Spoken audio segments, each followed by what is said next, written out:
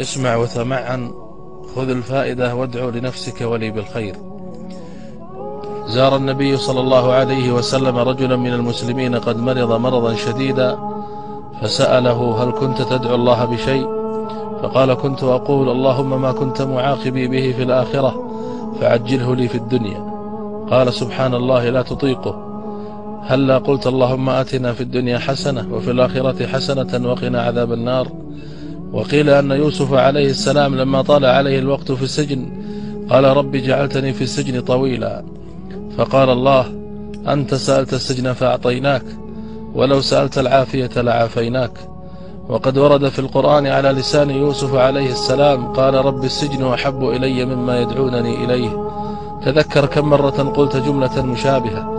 قال الإمام الماوردي: القدر موكل بالمنطق، راقبوا كلماتكم وراقبوا ما تقوله ألسنتكم، فما تقوله تتلقاه نفسك، لذا اختار أحسن ما تطلبه من الله والحقه بدنيا وآخرة.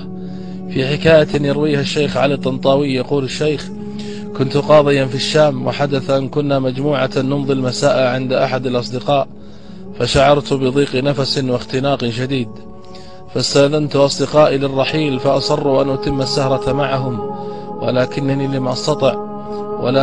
لم أستطع، وقلت لهم: أريد أن أتمشى لأستنشق هواء نقيا.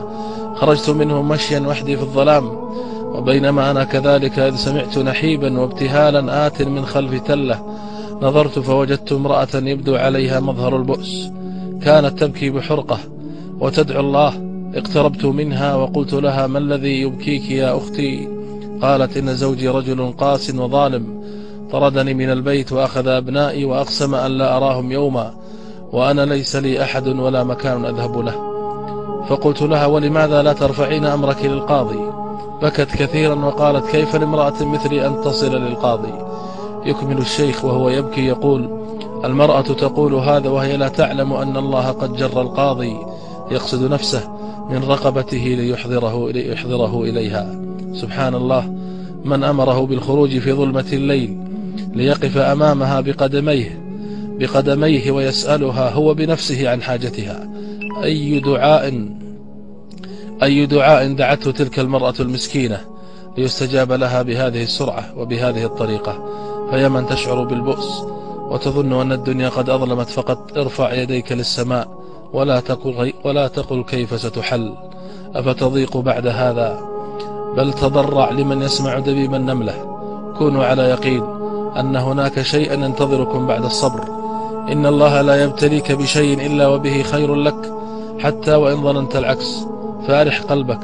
لولا البلاء لكان يوسف مدللا في حضن أبيه، ولكنه مع البلاء صار عزيز مصر. أفيضيق صدرك بعد هذا؟ كونوا على يقين أن هناك شيئا ينتظركم بعد الصبر ليبهركم فينسيكم مرارة الألم. يا رب، من فتح رسالتي هذه وسمعها افتح عليه بركات رزق السماء، رزقا من السماء والأرض، ومن نشرها بين العباد فأدخله جنتك بغير حساب ولا سابقة ولا عذاب، وفرج يا رب همومه.